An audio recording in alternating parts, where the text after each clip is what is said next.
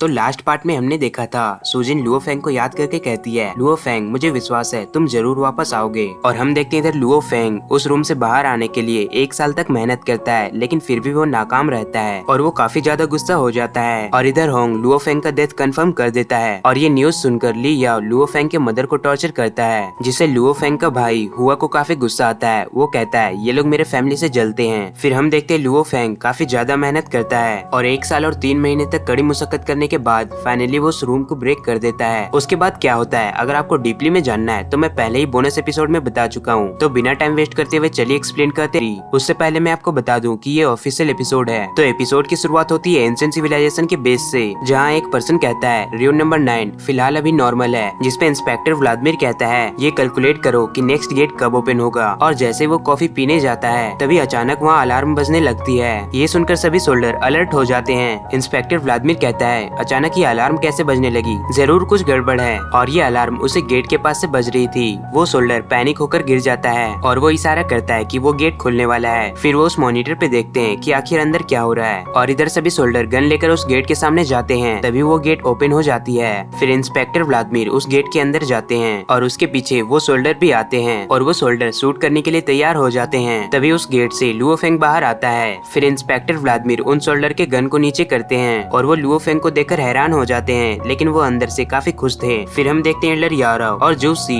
Leader Hong के पास जा रहे थे और इधर लीडर होंग अपने पावर से दरवाजा ओपन करते हैं। वो सभी अंदर आते हैं, जिसपे होंग कहता है क्या बात है। जूसी कहता है लीडर होंग रियो नंबर 9 का दरवाजा ओपन हो चुका है। लीडर होंग ये सुनकर हैरान हो जाते हैं। फिर हम देखते लुओ फेंग रियो नंबर 9 से बाहर आने के बाद फ्रेश होकर बाहर आता है, जिसपे वो दोनों सोल्जर उसे सैल्यूट करते हैं। फिर वो एक रूम में जाकर बैठता है और वो अपने घर कॉल करता है। फिर सीन शिफ्ट होता है लुओ फेंग के घर पे और इधर फोन रिंग होता है। लुओ फेंग अपनी फैमिली से बात करने के लिए काफी एक्साइटेड होता है। तभी उसके फादर कॉल रिसीव करते हैं और कहते हैं लुओ फेंग, और वो काफी ज्यादा इमोशनल हो जाते हैं, यहाँ तक कि वो रोने लगते हैं। इधर लुओ फेंग कहता है हाँ डैड मैं लुओ फेंग हूँ, और वो भी इतने सालों बाद अपने डैड की आवाज को सुनकर इमोशनल हो जाता है। उसके डैड कहते हैं लुओ फेंग तुम जिंदा हो। लुओ फेंग कहता है हाँ डैड और मैं सही सलामत हूँ। और मॉम कैसी है। फिर वो कहता है सॉरी डैड मैं एक जगह फंस गया था और अभी अभी मैं बाहर आया हूँ। फिलहाल मैं साउथ अमेरिका में हूँ और कुछ ही घंटे में मैं आपसे मिलूंगा। और इधर उसके डैड का सांस फूल रहा था, वो काफी ज्यादा सीरियस लग रहे थे।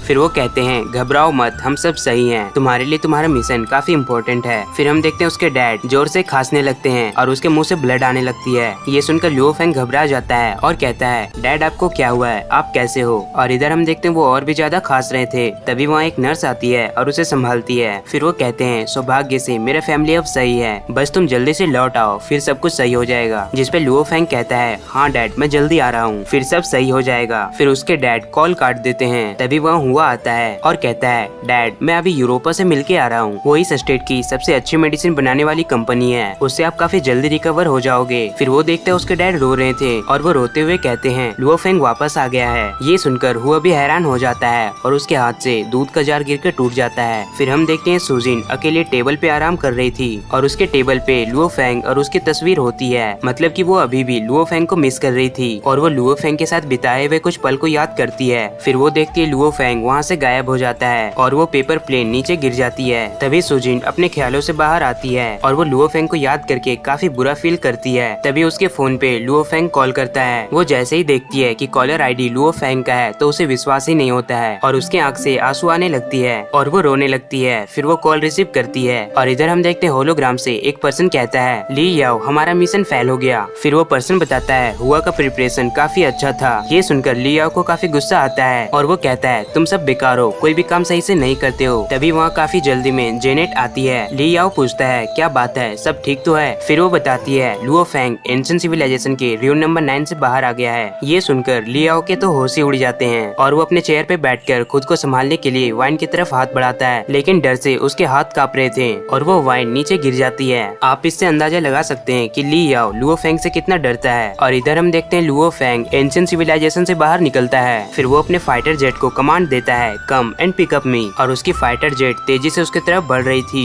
फिर वो देखता है उसके फाइटर जेट के साथ एक बड़ी जेट भी आ रही थी। लुओ फेंग हैरान हो जाता है और कहता है ये तो एक्सट्रीम प्रीहिस्टोरिक जेट है। फिर उसे पता चलता है ये जेट लीडर होंग की प्राइवेट जेट है और वो सभी उसे लेने आए थे। वो सभी लुओ फेंग को देखकर काफी खुश होते हैं और लुओ फेंग भी लीडर होंग को देखकर खुश हो जाता है। फिर लीडर होंग लुओ फेंग को अपने प्राइवेट जेट में पिकअप करते हैं। फिर वो लुओ फेंग से पूछते हैं तुम्हारे पास तो ट्रांसलेशन सॉफ्टवेयर भी थी, तो बताओ एंशिएंट सिविलाइजेशन के रूइन नंबर 9 में तुम्हारा कैसा एक्सपीरियंस रहा? 1 साल और 3 महीने तक उस रूम में रहने के बाद क्या तुम्हें उस रूम का कोई सीक्रेट मिला? फिर लुओ फेंग मन ही मन सोचता है एक्सट्रीम मार्शल हॉल के लोग और उसके ऑनर मेरे साथ काफी अच्छा बर्ताव किए। फिर लीडर होंग, जूसी और यारो से वहाँ से जाने के लिए इशारा करते हैं। फिर वो दोनों उस केबिन से बाहर चले जाते हैं। लुओ फेंग कहता है मुझे कैसे भी करके उस रूम से बाहर निकलना था और इसीलिए मैंने उस रूम के सीक्रेट पे इतना फोकस नहीं किया, मैं सिर्फ डेथ मिशन को सॉल्व करने पर ही फोकस कर रहा था। लीडर होंग कहता है डेथ मिशन तो तुम्हारा अवार्ड भी दूसरे वॉरियर से डिफरेंट होगा, जिस पर लुओ फेंग कहता है हाँ। फिर वो अपने अवार्ड को दिखाता है कि उसे ब्लैक सूट और स्पिरिचुअल प्रैक्टिस करने को मिला है। फिर वो मन ही मन सोचता है उसे क्रिस्टल मैन ने कहा था कि तुम इस र्यून के बारे में किसी को मत बताना। फिर वो क्रिस्टल मैन अपने ऑनर को याद करता है और कहता है मैं अपने ऑनर से 50,000 सालों से कांटेक्ट नहीं कर पाया हूँ। फिर लुओ फेंग लीडर होंग को एक बॉक्स दिखाता है और कहता है ये ब्लैक पाउडर का सेट है, मुझे ये इंस्ट्रूमेंट के अंदर मिला था।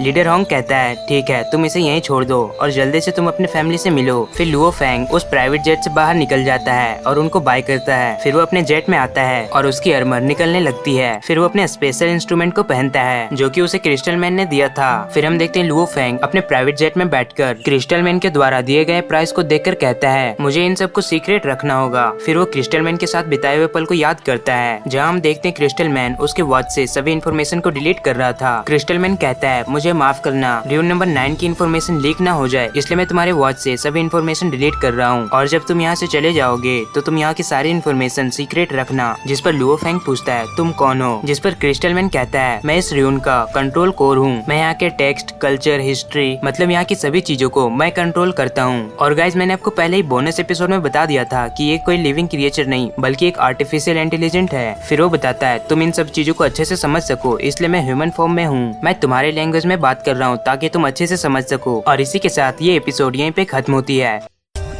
For more updates, subscribe to our channel, click the show links and enjoy watching the videos.